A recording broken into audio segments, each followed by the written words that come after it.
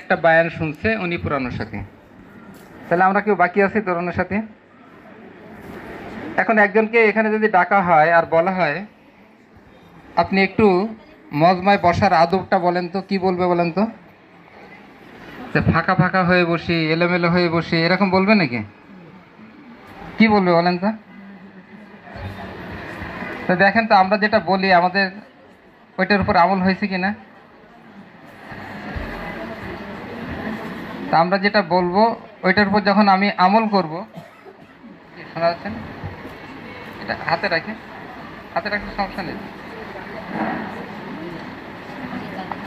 তো এখন আমরা যে কথাটা বলবো সেটার উপর যদি আমলও করি, তো এটার একটা তাসির আছে।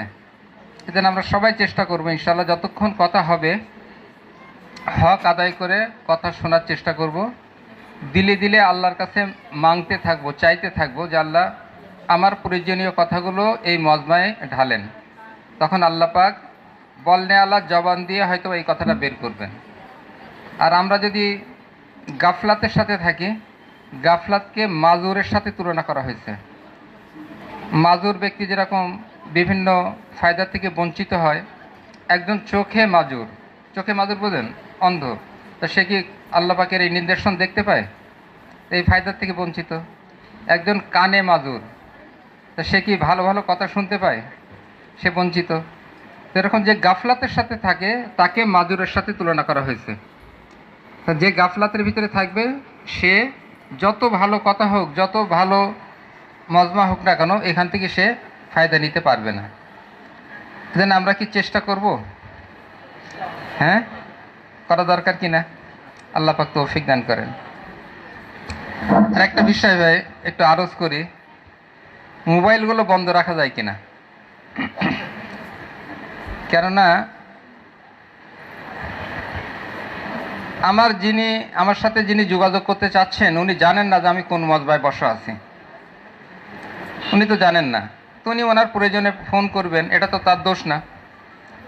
এখন ওই ফোনে যদি রিংটোন বেজে ওঠে, তো এই মজমায় কারোর কোনো ক্ষতি হবে? ক্ষতি হবে না?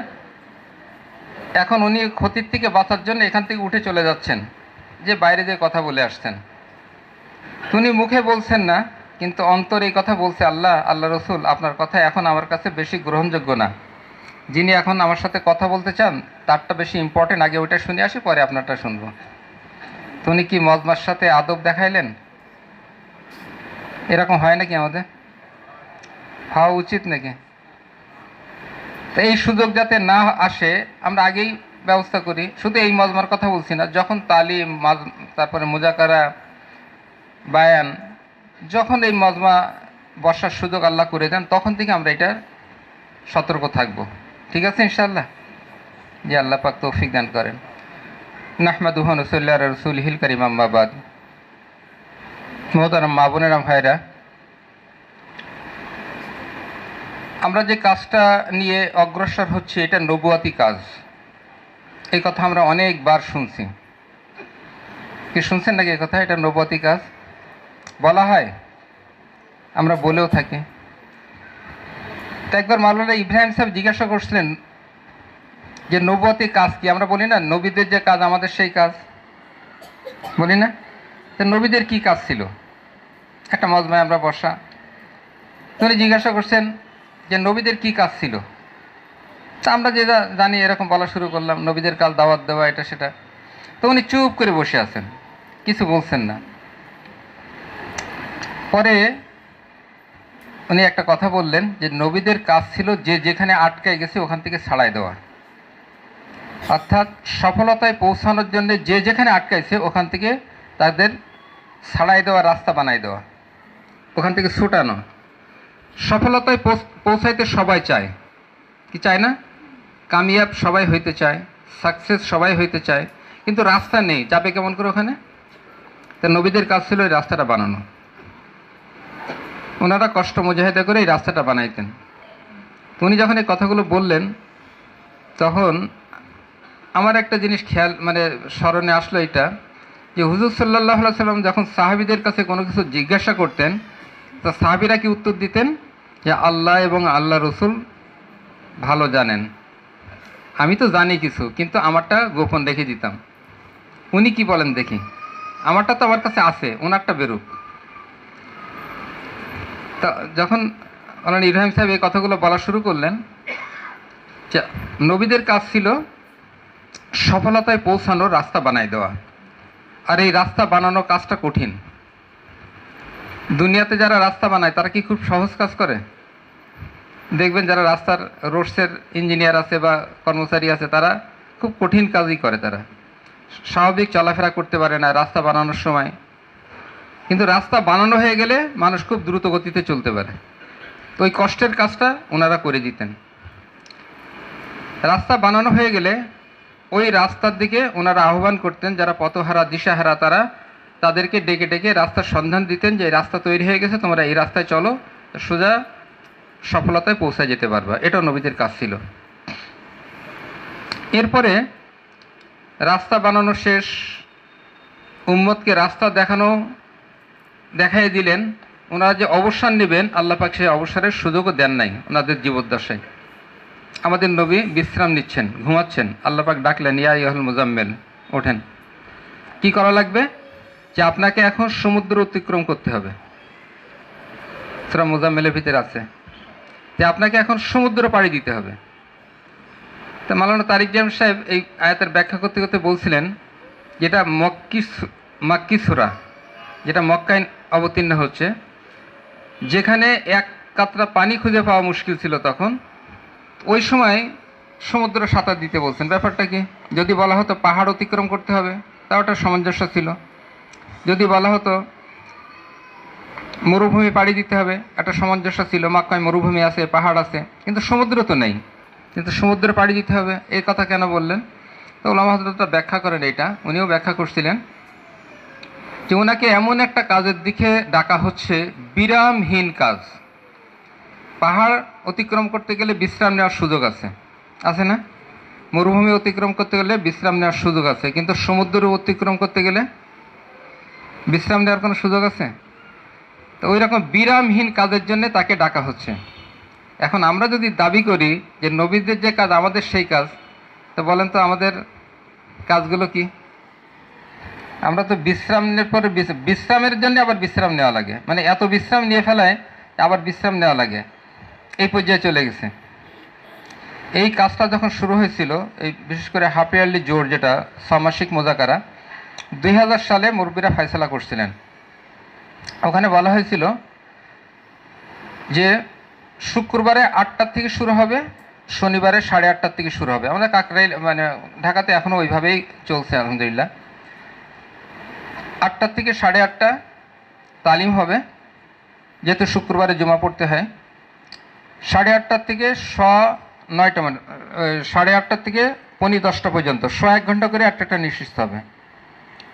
তা প্রথম নিঃশ্চিতে তরগিবি কথা হবে, যেটা আলহামদুলিল্লাহ হযরত মাওলানা তরগিবি কথা বলে গেলেন, উৎসাহিতমূলক কথা, উৎসাহমূলক কথা। এটা বলা হবে 1 ঘন্টা, আধা ঘন্টা তশকিলের পরপরই এর ভিতরে যার যা জরুরত আছে শেষ করে ফেলবে আধা ঘন্টার ভিতরে। তারপর আবার বসে যাবে, আবার 1 ঘন্টা তরগিবি কথা হবে, তরতিবের কথা হবে।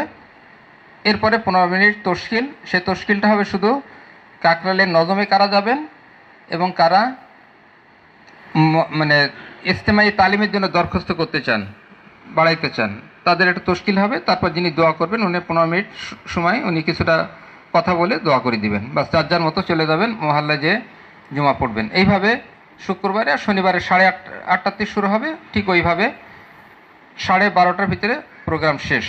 কোনো খানা পিনা, কোনো আরামায়েশ এখানে সুযোগ নেই। 6 মাস পরে একত্রিত হয়। এখানে কি এত আরামায়েশের সুযোগ আছে? তা আমরা যদি বড়দের কথাগুলো মেনে চলি, ইনশাল্লাহ দেখবেন এর ভিতরে আলাদা ফায়দা পাবেন।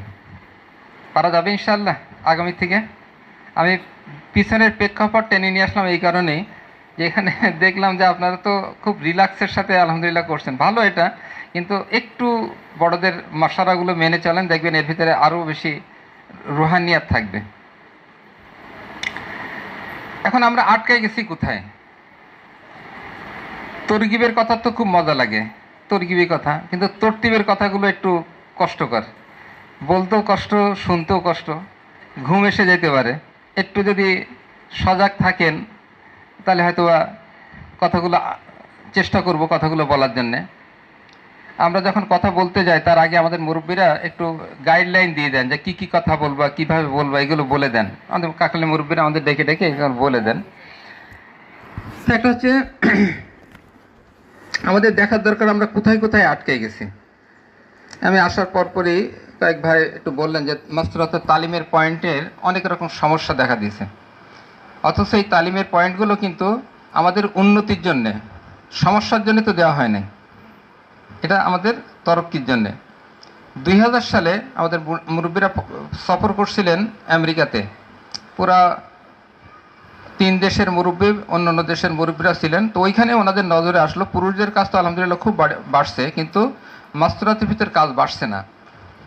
তা না বাড়ার কারণ চিহ্নিত করতে করতে একটা পাইলেন যে পুরুষরা তো প্রতি সপ্তাহে একটা উমুমি কাজ করেন, উমুমিভাবে সবাইকে ডাকেন, ইমানি কথা আলোচনা হয়, তশকিল হয়, যার কারণে প্রতি সপ্তাহে তারা কমপক্ষে 2টা উমুমি বায়ান পান, তারপরে সবগুজারি করেন। এতে কিছু দিনের কথা শোনার কারণে সবার ভিতরে কিছু উদ্দীপনা তৈরি হয়, কিন্তু মা বোনদের তো এরকম কোনো সুযোগ নেই। তো ওনারা কীভাবে আগাবে?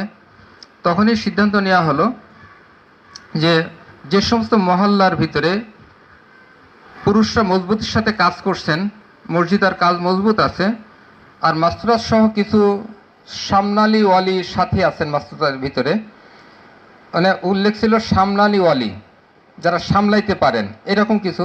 আমাদের বড়রা ওই কথার থেকে টেনে নিয়ে আসছিলেন যে কমপক্ষে 10 দিন লাগানো, 10 দিন থেকে চিল্লা লাগানো 3 জন হওয়া, আর 4-5 জন 3 দিন লাগানোর সাথী হইলে মোটামুটি ওখানে একটা তালিম দেওয়া যাইতে পারে, বাসাটা যদি মুনাসিব হয়। এই হিসাবে কিন্তু বাসায় তালিম দেওয়া হচ্ছে, এবং আলহামদুলিল্লাহ অনেকে খুব চেষ্টা তদবির করে সাথীদের ভিতরে উদ্দীপনা নিয়ে মা বোনদেরা অনেকে এই তালিম নেওয়ার জন্যে রোজা রাখছেন, আল্লাহর কাছে দোয়া করছেন যাতে আমাদের মহল্লাটার তালিম, এরকম উদ্দীপনা নিয়ে তালিমগুলো নেওয়া হয়েছিল, এবং আলহামদুলিল্লাহ তালিমের সংখ্যা বাড়তেই আছে।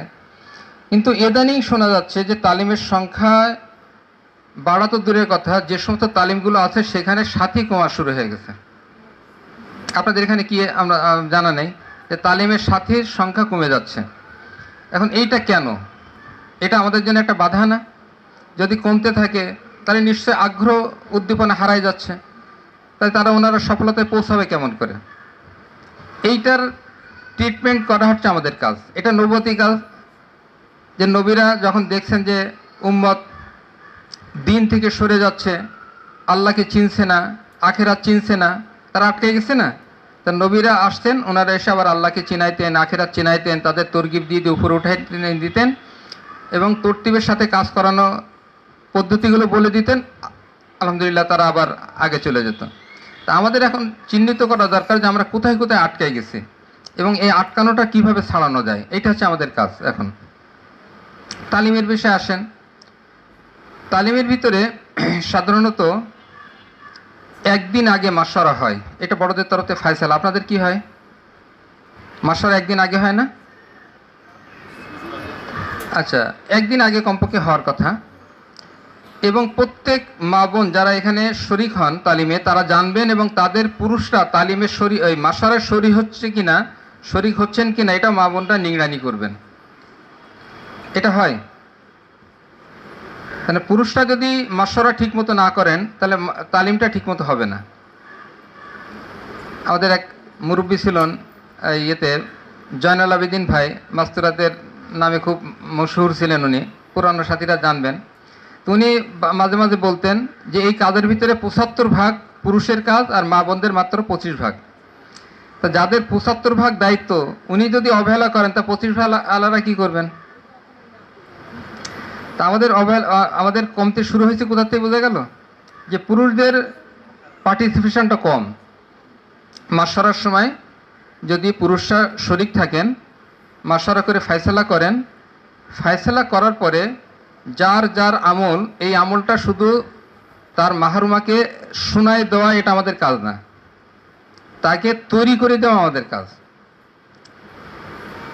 একদিন আগে মাশওয়ারা হচ্ছে কেন? একটা দিন সময় পাওয়া যাচ্ছে, আমরা ঘরে একটা সময় বসি, তালিমের সুরাতে বসি তো প্রতিদিন। ওই দিন আমি আমার আহলিয়াকে বলবো যে তোমার তো কালকে তালিম, তো তুমি কিভাবে তালিম করবা, তালিমের আদব কি বলবা, একটু বলো, শোনাও।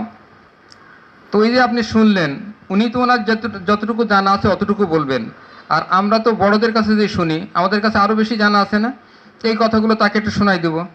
যেমন তালিমের আদবের ভিতরে আমরা বলি আল্লাহ পাকের ওয়াদা এবং ওয়াইদের উপরে একিন তৈরি হয়, এটা তো সবাই জানে। তো একিন কি? তো মাওলানা ইব্রাহিম সাহেব বলছিলেন একিন হইতেছে আমলের রাহাবার।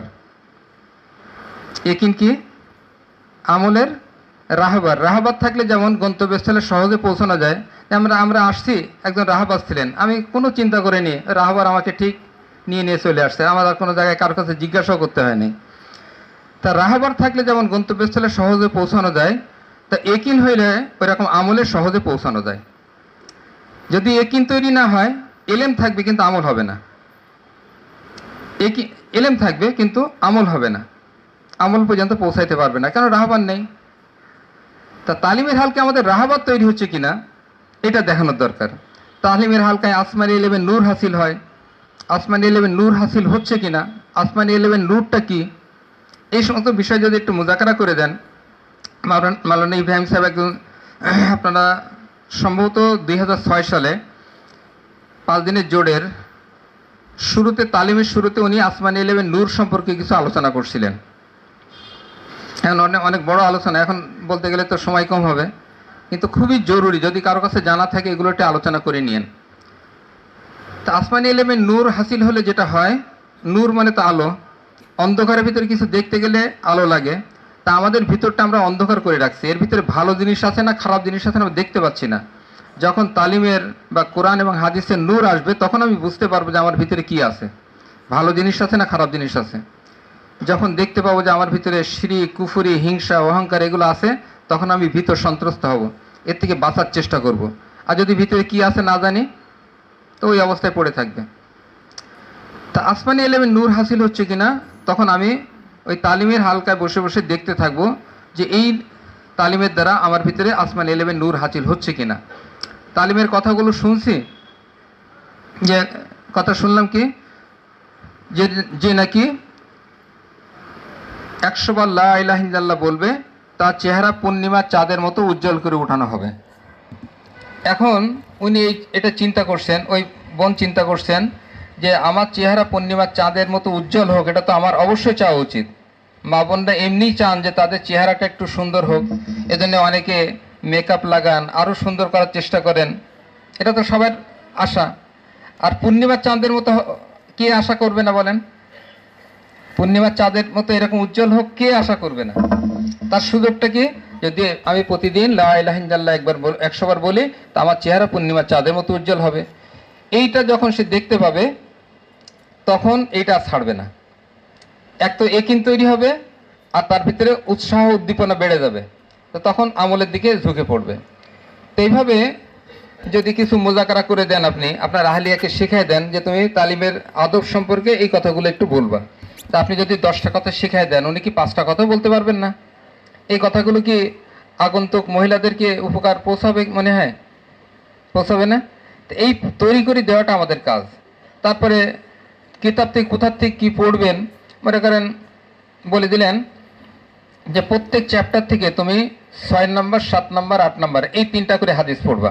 তা এখন তুমি এই 3টা করে পড়ে একটু আমাকে শোনাও। তা উনি তো আপনাকে শোনাই দিলেন, পড়ার তরতিব ঠিক আছে কিনা, এটা একবার যদি পড়া থাকে তা ওইখানে যে পড়তে তার আরও একটু সুবিধা হবে না? তো উনি ওখানে যে কিতাবটা বের করে ওই হাদিসগুলো আবার চিহ্নিত করে রাখলেন, পড়ার সময় ওটা পড়া শুরু করে দিলেন। একটা রাত উনি পাচ্ছেন, একটা রাত পাচ্ছেন না?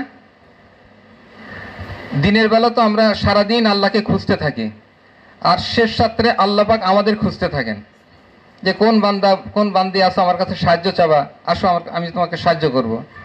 এখন ওই সময় যদি ওই বোন ওঠেন, একটু ইবাদত বন্দিগি করে আল্লাহর কাছে বলেন যে আল্লাহ, কালকে মাশওয়ারার সময় তো আপনি উপস্থিত ছিলেন, কি মাশওয়ারার সময় কি আল্লাহ উপস্থিত থাকেন নাকি? থাকেন না? তা আপনি তো উপস্থিত ছিলেন, আপনি তো আমার যোগ্যতা সম্পর্কে ভালোভাবে জানেন, আমার কি যোগ্যতা আছে, আমি কি আপনার কথা, আপনার রসুলের কথা, এটা কি মজমাকে পড়ে শোনার মতো যোগ্যতা আমার আছে? কিন্তু আপনি যখন ফাইসালা করাইছেন, আপনি আমাকে যোগ্যতা দিয়ে দেন, যেন আমি ওখানে যেয়ে সুন্দর করে পড়তে পারি, যাতে সবাই সুন্দর করে এই কথাগুলো বোঝে। এবং এর ভিতরে যে আসমানি এলেমের নূর আছে, এটা আমাদের সবাইকে বন্টন করে দিবেন। এর আপনার কথার উপরে একিন তৈরি করে দিবেন, যেন আমরা আমল করতে পারি। এইভাবে যদি ইনাই বিনায় আল্লাহর কাছে কিছু সাহায্য চান, এদিকে প্র্যাকটিস করলেন, রাত্রে শেষ রাত্রে আল্লাহর কাছে সাহায্য চাইলেন, এইবার উনি যদি তালিমে যেয়ে বসেন, তালিমটা কেমন হবে?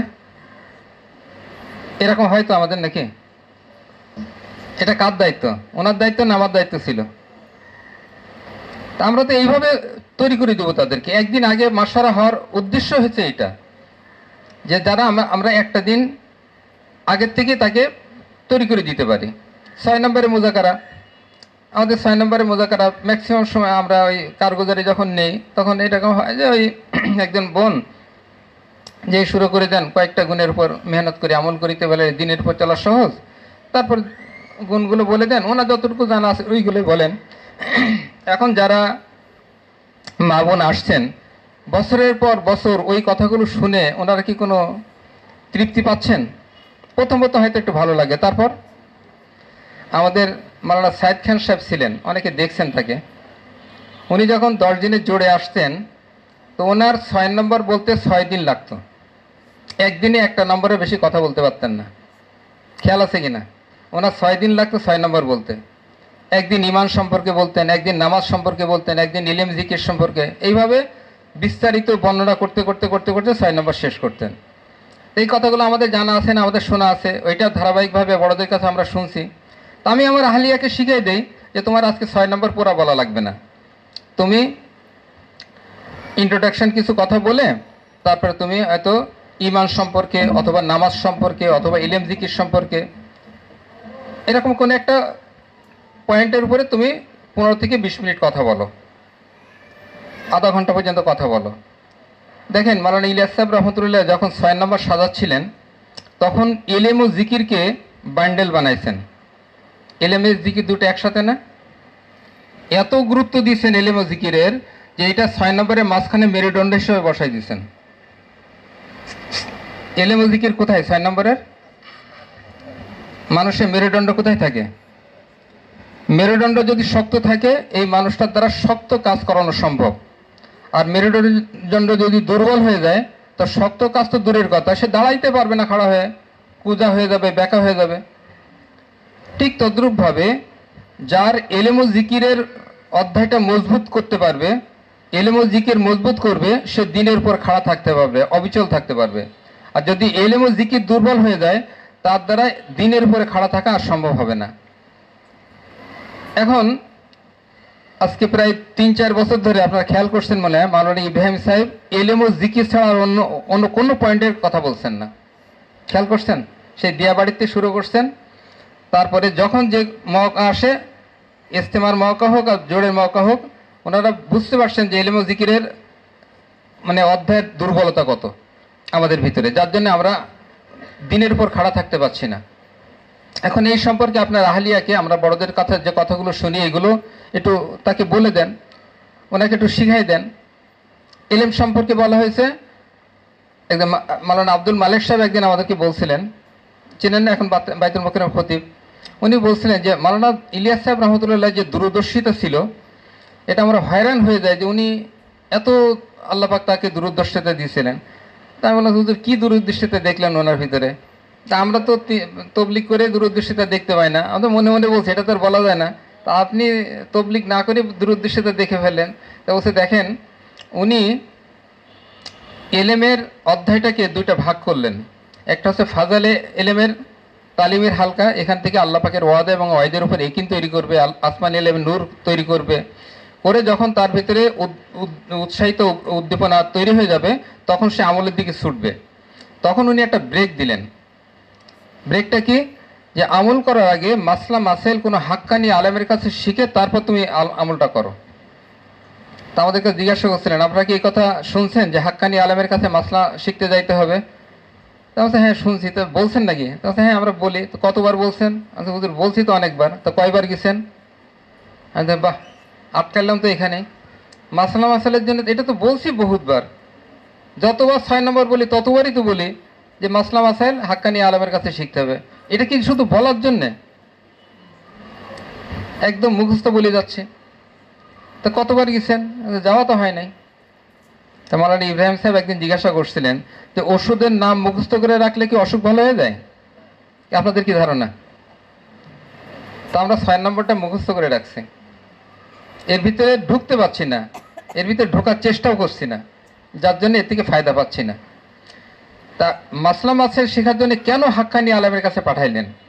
উনি বললেন এই জন্য পাঠাইছেন যে মাসলা মাসেল অর্থাৎ কোরআন এবং হাদিসের এলেম যদি কেউ হাক্কানি আলেম ছাড়া শিখতে যায় তো এই ব্যক্তির সম্ভাবনা আছে বেদাতের ভিতরে ডুবে যাওয়ার। এই উম্মতকে বেদাত থেকে উদ্ধার করার জন্য উনি হাক্কানি আলেমের কাছে পাঠাই দিয়েছিলেন। এখন আমরা নিজেরা চিন্তা করি যে হাক্কানি আলেমের শরণাপন্ন না হওয়ার কারণে আজকে আমরা কত বড় বিপদের ভিতরে আছি।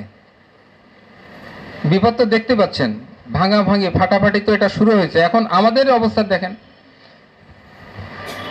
একদল তো হাক্কানি আলেমের প্রয়োজনীয়তা অনুভবই করে নাই, তারা তো একটাই। আর আমরা যারা অনুভব করছি তাদের অবস্থাটা দেখেন, এটা তো বাইরে বলার দরকার নেই, নিজেরাই চিন্তা করি। তো এখন আমাদের হাক্কানি আলেমের শরণাপন্ন হইতে হবে।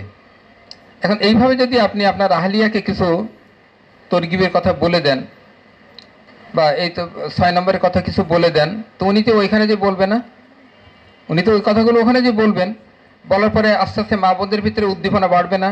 এলেম শেখার উদ্দীপনা আস্তে আস্তে তাদের ভিতরে জাগতে থাকবে, আগ্রহ জাগতে থাকবে।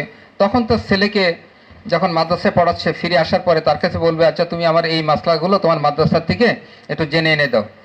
হয়তো তার স্বামীর কাছে পাচ্ছে না, তো ছেলেদেরকে তো সবাই এখন মোটামুটি মাদ্রাসায় পড়াচ্ছেন। আমরা এটা এখন দেখছি আলহামদুলিল্লাহ, মা বোনরা লিখিতভাবে ছেলের মাধ্যমে স্বামীর মাধ্যমে ইফতা বিভাগে তাদের মাসলাগুলো শেখার জন্য পাঠিয়ে দিচ্ছেন। এই উদ্দীপনা, এই আগ্রহ অনেকে পয়দা হয়ে গেছে। তো যখন আমরা এইভাবে তাদেরকে বোঝানোর চেষ্টা করব, আমরা আমাদের মা বোনদেরকে বোঝাই দেবো, তারা আবার ওই মজমায় যে বলবে, তখন আস্তে আস্তে তাদের ভিতরে দিন শেখার আগ্রহ তৈরি হইতে থাকবে। জিকিরের ব্যাপার বলা হয়েছে, এখানে তো হাক্কানি আলেমের কাছে যাইতে বলা হয়েছিল, আর জিকিরের ব্যাপারে বলা হয়েছিল আহলুল্লাহর সাথে সম্পর্ক রাখা, হাক্কানি পীরের ওজিবা আদায় করা, এই কথা বলা হয়েছে না? তা হাক্কানি পীর সাহেব বা এরকম আহলুল্লাহ উনি কি আমার কাছে আসবে ওজিবা দিতে, না আমার যাওয়া লাগবে? আমাদের তাদের সোহবতে যাইতে হবে। আশরাফ আলী থানভী রহমতুল্লাহ ওনারা বলতেন যে কাপড়ওয়ালার কাছে গেলেই কাপড় পাওয়া যায়, দুধওয়ালার কাছে গেলে দুধ পাওয়া যায়, মধুওয়ালার কাছে গেলে মধু পাওয়া যায়, আর আল্লাহওয়ালার কাছে গেলে আল্লাহকে পাওয়া যায়। আমার কি দরকার আল্লাহওয়ালার কাছে? আল্লাহওয়ালা হওয়া ফরজে আইন, এটা ফরজে কিফায়া না। উলামা হাজরদের কাছে জিজ্ঞাসা করেন আল্লাহওয়ালা হওয়া ফরজে কিফায়া নাকি? যে আমাদের ফ্যামিলির যদি একজন আল্লাহওয়ালা হইলে আমরা পার পেয়ে যাব? প্রত্যেকেরই আল্লাহওয়ালা হইতে হবে। আল্লাহওয়ালা হবো কেমন করে? তা আল্লাহওয়ালাতে সোহবতে থাকতে হবে, গুনাহমুক্ত জিন্দিগি তৈরি করতে হবে। আশরাফ আলী থানভী রহমতুল্লাহ বলতেন যে মানে খুব লম্বা লম্বা তসবিহ, লম্বা লম্বা নফল, এটা দ্বারা আল্লাহওয়ালা হয়ে যায় না। আল্লাহওয়ালা হইতে গেলে গুনাহমুক্ত জিন্দিগি তৈরি করতে হয়। আর এটা খুব সহজ। সহজ কিভাবে? যে যখন কোনো গুনাহ হয়ে যায়, আমরা তো গুনাহ একটা হচ্ছে করে আর একটা অনেকের হয়ে যায়, যারা করে তাদেরকে ফিরে আসা দরকার, আর যাদের হয়ে যায় তাদের ইস্তেগফার করে করে আল্লাহর কাছে যখন বারবার মাপ চাইতে থাকে, তা আল্লাহ পাক একটা সময় তাকে এই তৌফিক দিয়ে দেন যে না আর এরকম গুনাহ করতেই দেব না। তখন সে গুনাহমুক্ত জীবন তৈরি করে ফেলতে পারে। কেননা আল্লাহ পাক ফেরেশতাদের সামনে আমাদেরকে বেইজ্জতি করতে চান না। যখন বারবার ইস্তেগফার করতে থাকে আর আল্লাহর কাছে বলতে থাকে যে আল্লাহ আর কোনোদিন গুনাহ করব না, তা ফেরেশতাদের বলে দেখছো আমার বান্দা ভালো হয়ে গেছে, এখন আর গুনাহ করবে না বলছে। কিন্তু যখন আবার গুনাহ করে ফেলে, তো ফেরেশতা বলে ও আল্লাহ আপনার বান্দা বলছিলেন যে গুনাহ করবে না, আবার তো গুনাহ করে ফেললো। তো এইরকম বারবার যখন হইতে থাকে, তা আল্লাহ পাক একসময় তাকে তৌফিক দিয়ে দেন সেজন্য আর গুনাহ না করতে পারে। তা আমরা যদি এইভাবে কিছু কথা আমাদের মা বোনদেরকে শিখাই দেই, শোনাই দেই বড়দের কথা, তো ওনারা ওখানে যে কথা বলবেন না, পারবেন না? তো এই কথা শোনার পরে ওনাদেরকে আগ্রহ বাড়বে? কি মনে হয়? তো একদিন একটা পয়েন্টের উপরে কথা বললো, তারপর বললো আলহামদুলিল্লাহ আল্লাহ পাক যদি তৌফিক দান করেন বাকি পয়েন্টের আগামীতে কথা হবে। তো ওই মহিলা যখন বাসায় ফিরে যাবে, তার যখন ভালো লাগবে, তার প্রতিবেশীদেরকে ডেকে নিয়ে আসবে, চলেন না ওখানে সুন্দর সুন্দর কথা পাওয়া যায়। আমাদের তালিমের পয়েন্টে একজন হিন্দু মহিলা আসে। তা আমার আহলি একদিন জিজ্ঞাসা করছে যে আপনি এখানে আসেন, খুব ঢেকে ঢেকে আসে, একদম খুবই মানে মাথায় কাপড় টাপড় দিয়ে আসে, কিন্তু সিঁদুর তো দেখা যায়। তো দেখ, আমার আহলি একদিন জিজ্ঞাসা করছেন যে আপনি এখানে আসেন, তো আপনার কথাগুলো খুব ভালো লাগে, এখানে আসি। দিনের কথা, প্রত্যেকের ভিতরে একটা ইমানি ফিতরত আছে, জন্মগতভাবে এটা আছে সবার ভিতরে। এটা যদি ঠিকমতো তার দিলের ভিতরে ধাক্কা দেওয়া যায় তো এতে কাজ হয়ে যাবে। তা আমরা কি এখানে চলে আসছি কি এমনি এমনি নাকি? বড়দের কথা এমন কিছু তাসির হয়েছে যার জন্য আমরা জান মাল সময় নিয়ে আল্লাহ রাস্তায় সময় লাগাচ্ছি। তা আমাদেরও চেষ্টা করা দরকার, আমাদের মা বোনরা আমাদের চেয়েও অন্তরের দিক থেকে অনেক ফ্রেশ, ওনারা হালাল রিজিক খান, ঘরের ভিতরে থাকেন, অনেক বেশি তাদের ভিতরে এটা তাসির হবে। তো এখন আমরা যদি বড়দের কথাগুলো যেগুলো শুনে আসি, এটা যদি ওনাদেরকে শোনাই, ইমান সম্পর্কে একদিন শোনাই দিলাম, নামাজ সম্পর্কে, এলম সম্পর্কে, জিকির সম্পর্কে, একরাম সম্পর্কে, এইভাবে যদি তাদেরকে কিছু শিখাই দেই, আর এই কথাগুলো যদি ওখানে যে বলেন, আর যদি বলেন যে ঠিক আছে আজকে এই পর্যন্ত হলো, আগামীতে ইনশাআল্লাহ তৌফিক হলে আল্লাহ পাক তৌফিক দিলে আবার বাকি কথাগুলো হবে, তা সবসময় একটা আকর্ষণ থাকলো না? ওই আকর্ষণে দেখবেন মা বোনরা আসতে থাকবেন, কথা নেওয়ার জন্য ওনারা আসতে থাকবেন। একটু ভালো কথা হোক, ভালো কথা আলোচনা হোক, দেখবেন পুরুষরা যত আগ্রহ সহকারে বসে, মা বোনদের আগ্রহ অনেক বেশি থাকে, তাদের মজমাটা অনেক বড় হয়ে যায়, কেন দিনের ব্যাপারে তাদের আগ্রহ অনেক বেশি। তাই জন্য আমরা চেষ্টা করি যে আমি আমার আহলিয়াকে তালিমের হালকায় যাওয়ার আগে আমি এইভাবে প্রস্তুত করে দিব। এবং উনি রাত পাচ্ছেন, ওই রাত্রে আল্লাহর কাছে দোয়া করে নিলেন যে আল্লাহ এই 6টা সিফতের ভিতরেতে এই 6টা সিফত অর্জন করতে পারলে তো দিনের উপর চলা সহজ, এটা শুনছি। তা আপনি মেহরবানি করে আমার জবান দিয়ে এমন কথা বের করে দেন, ওই মজমায় যারা আসবে তারা যেন এই সিফতগুলো সহজে নিতে পারে এবং তারা সহজে এই সিফতের উপর উঠতে পারে। এইভাবে যদি ইনাই বেনে আল্লাহর কাছে দোয়া করে তারপরে যদি 6 নম্বর মুযাকারা করতে বসেন তারপরের দিন, তো এই 6 নম্বরের মুযাকারাটা কেমন হবে? তা আমরা যেখানে আটকাই গেছি এখান থেকে ছাড়ানোর রাস্তা পাওয়া গেল না, এখন থেকে পারা যাবে, এটা পারা যাবে ইনশাল্লাহ। এরপরে যখন উনি বাসায় ফিরে আসবেন, ঘরের ভিতর তো আবার তালিমের মজবা, আপনি জিজ্ঞাসা করেন আচ্ছা এইবার এই তালিমে যে কোন কোন হাদিসের উপর আমল করার শখ তৈরি হয়েছে, কি আপনারা জিজ্ঞাসা করেন নাকি? 6 নম্বরে কোন কোন কথাগুলো শুনলা, যে কথাগুলো দ্বারা তোমার দিলের ভিতরে ধাক্কা লাগছে? আপনি একদিন জিজ্ঞাসা করেন, না বলতে পারলে দ্বিতীয় দিন ঠিকই বলবে, এরপর দিন শুনে আসবে, এসে আপনাকে শোনাবে। কি শোনাবে? যে দেখেন আমি এটা ইয়ে করছি। যেমন আমাদের এক বন্ধু বলছিলেন, তার মেয়ে তাকে জিজ্ঞাসা করছে যে আব্বু আপনি ফরজ সালাতুত তাসবিহ নামাজ পড়েন? বলছি কি বলো তুমি, এটা সালাতুত তাসবিহ কি ফরজ হয় নাকি? কি আপনারা পড়ছেন কেউ সালাতুত তাসবিহ? সালাতুত তাসবিহ পড়েন নাই? নফল পড়ছেন না ফরজ? নফল পড়ছেন। আচ্ছা রমজান মাসে যদি পড়েন? রমজান মাস চলছে, তার আব্বাকে উৎসাহিত করার জন্য বলছে আপনি কখনো পড়ছেন ফরজ সালাতুত তাসবিহ? তো আপনি রমজান মাসে যদি পড়েন তো কি হবে? ফরজে রূপান্তরিত হয়ে যাবে, তাই না? তো এই যে ভিতরে এরকম চলতে থাকবে, যখন তালিমের হালকা এইভাবে বসবে, হয়তো সে তার কোনো সাথীর কাছে শুনছে বা কিছু, এই মজবার ভিতরে যে সে তার আব্বাকে এসে তশকিল করছে এইভাবে। তা যখন মা বোনরা আগ্রহ সহকারে কথা শুনবে, তাদের ভিতরে দেখবেন এমন এমন কথাই সে আপনাকে বলবে, আপনারও ভিতরেও উদ্দীপনা বেড়ে যাবে যে আরে আমারও তো এটা হওয়া দরকার। সেই জন্যে আমরা মাঝে মাঝে তাদের কাছেও কারগুজারি নেই যে আজকে 6 নম্বরের ভিতর দিয়ে কী কী শুনলা, তালিমের ভিতরে কী কী কথা শুনলা যার দ্বারা তোমার আমলের তরক্কি হচ্ছে বা আমল করার শখ তৈরি হয়েছে। তো উনি যখন একটা কথা বলবে, ওইটার উপর যদি আপনার আমল না থাকে তা আপনারও চিন্তা হবে যে আরে সে যদি নিয়ত করে থাকে তা আমারও তো নিয়ত করা উচিত। তো এইভাবে একে অপরকে সাহায্যকারী হয়ে যাবে। এইটাই আল্লাহ পাক জানাইছেন, মোমেন পুরুষ মোমেন নারী একজন আর একজনের দিনের সাহায্যকারী। তা আমরা এইভাবে সাহায্যকারী হইতে পারবো না? আচ্ছা বারবার যখন উনি বাসায় ফিরে আসবেন, প্রত্যেক তালিমের দিনে ওনার কাছে আমি কারগুজারিগুলো নেই। তো এর দ্বারা হবে কি, ভিতরের কিছু চিত্র আপনার সামনে চলে আসবে। সবাই যদি কারগুজারি নেন, ভিতরে কিছু চিত্র চলে আসবে না? তা কারগুজারিটা যেন গীবত শিখায়তের ঢঙে না হয়, এটুকু চিন্তা করা দরকার। যে আপনারা আহলে বললে কি যে আপনারা তালিমের মাশারা করেন, এমন জনকে তালিম করতে দিছিলেন যে তার কথা কেউ বুঝেই না, একটু যারা তালিম ভালো করতে পারে তাদের দ্বারা তাদের তালিম দিয়েন। এভাবেও কারগুজারি শোনাইতে পারি, আবার কারগুজারি এইভাবেও শোনাইতে পারি। আলহামদুলিল্লাহ, মাশাআল্লাহ করে যাকে তালিম দেওয়া হয়েছিল উনি তো ওনার সাধ্যমতো চেষ্টা করছেন, কিন্তু ওনার আওয়াজটা একটু কম, আর মানে পড়াটা একটু বেঁধে বেঁধে যায়, যার জন্য মজমা অত উপকৃত হয়নি। যে যারা খুব ভালো পড়তে পারে তাদের দ্বারা তালিমটা করাইলে আর একটু ভালো হয়। একই কথা না? কথা তো একই। একটা হচ্ছে রাস্তা খুলে দেওয়া, আর একটা হচ্ছে রাস্তা আটকায় দেওয়া। কোনটা করবো আমরা? রাস্তা খোলারটা। এইভাবে আমরা কারগুজারি নিব। আমি তালিমে যাওয়ার দিন, মাসারার দিন আমি বাসায় একটু জিজ্ঞাসা করে যাই, আচ্ছা তুমি একটু তোমার খেয়ালটা দাও তো, কার দ্বারা তালিম করলে ভালো হয় আর কার দ্বারা 6 নম্বর বলানো ভালো হয়। তুমি একটা, আপনি এইভাবে জিজ্ঞাসা করবেন না যে কার আহলিয়া ভালো 6 নম্বর বলে, কার আহলিয়া ভালো তালিম করে, এটা জিজ্ঞাসা করবেন না।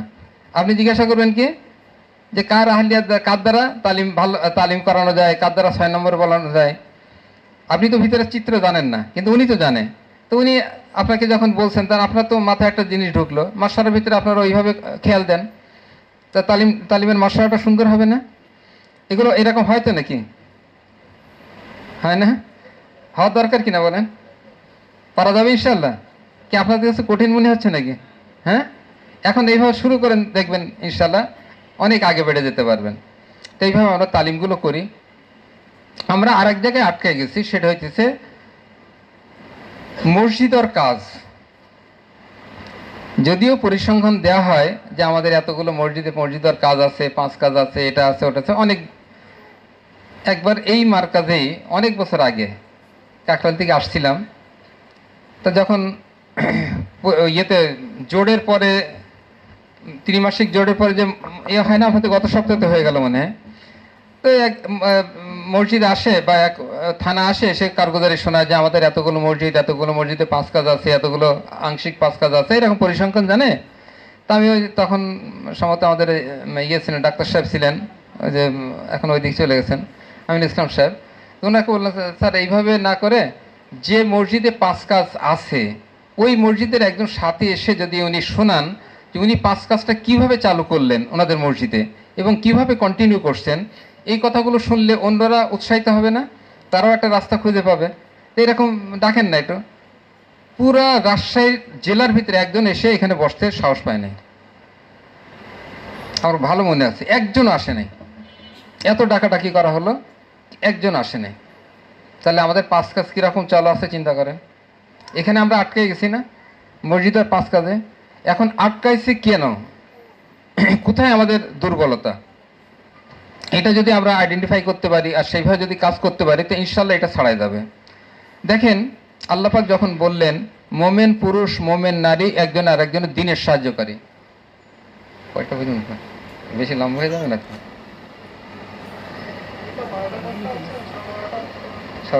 আচ্ছা, আপনারা কি মানে বিরক্ত হচ্ছেন নাকি? হ্যাঁ, আচ্ছা, 101 ঘন্টা হওয়ার কথা না? আচ্ছা, তা এখন মোমেন পুরুষ মোমেন নারী একজন আর একজনের দিনের সাহায্যকারী, এটা আল্লাহ পাক জানাই দিচ্ছেন না? কিন্তু মুশকিল হইতেছে আমরা দুনিয়ার সাহায্যকারী বানাই নিছি, দিনের সাহায্যকারী বানাই নেইনি। আমরা যারা অফিস গোয়িং, সকালবেলা দস্তরখানা যে গরম খানাটা পায়, এটা কি আমরা পাকায় রাখি না আমাদের আহলিয়ারা পাকায় রাখে? উনি তো সারা রাত আমার বাচ্চাকে সামলাইতে যে কত কষ্ট করছেন, তাদের পেশাব পায়খানা ধোয়াইছেন, তাদের ক্ষুধা নিবারণ করছেন, ঘুমাইতে পারছেন কতটুকু? আর আমাকে নিশ্চিন্তে ঘুমাই দিয়েছেন, আমার যেন ডিস্টার্ব না হয়, যেহেতু কালকে অফিসে যাইতে হবে। সকালবেলা যেটু ঘুমাবে সে সুযোগও নেই, গরম খানা পাকে আমার দস্তরখানায় খাওয়াই দিচ্ছেন যাতে আমি অফিসে ঠিক সময় মতো চলে যেতে পারি। নাস্তা করে যখন আমি জামা পরতে গেছি, যে জামাটা আমি কয়েকদিন আগে নোংরা করে রাখছিলাম সেটা পরিষ্কার করে আয়রন করে গুছানো কে করলো? এটা উনি করছেন। কেননা উনি আমার দুনিয়ার সাহায্যকারী হয়ে গেছেন। অফিস ব্যবসা বাণিজ্য যাতে উন্নতি করতে পারি এই জন্য ওনাদেরকে আমরা সাহায্যকারী বানাই নিছি। কারুর আহলিয়া যদি 1 সপ্তাহ ঘরে না থাকে আর আমি ওই ঘরে যখন ঢুকবো তো আমার ঘরটা কীরকম হয় এটা তো আমরা নিজেরাই জানি। তো তারা আমাদের কত বড় সাহায্য করেন কিন্তু দুনিয়ার লাইনে, যার জন্য দুনিয়ার উন্নতি হচ্ছে। আজকে যদি তাদের দিনের সাহায্যকারী বানাইতাম তা দিনের উন্নতি হতো। এমনকি দুনিয়ার লাইনে কোনো রকম ক্ষতি ওনারা বরদাস্ত করতে পারেন না। ওনারা অফিস টাইম সম্পর্কে জানেন, আমার অফিসের কার্যক্রম সম্পর্কে ওনার জানা আছে, ইনাই বিনাই ঠিকই জিজ্ঞাসা করে নেন, ওনাদের কিন্তু নলেজে আছে। অফিস টাইমে কোনো পুরুষ ঘরের ভিতরে যদি এসে বসে থাকে তা মহিলারা খুশি হয়ে যায় না? কি খুশি হয় নাকি? কেউ বলছেন না খুশি হয়? খুশি হওয়ার কথা না, বরঞ্চ চিন্তায় পড়ে যান, মেজাজটা একটু খিটমেটে অফিসে যে কোনো গন্ডগোল টন্ডল করে চাকরিটা ছেড়ে দিয়ে আসলো কিনা, এই সময় তো তার বাসায় থাকার কথা না। বিষয়টা এরকম হয়ে যায় না?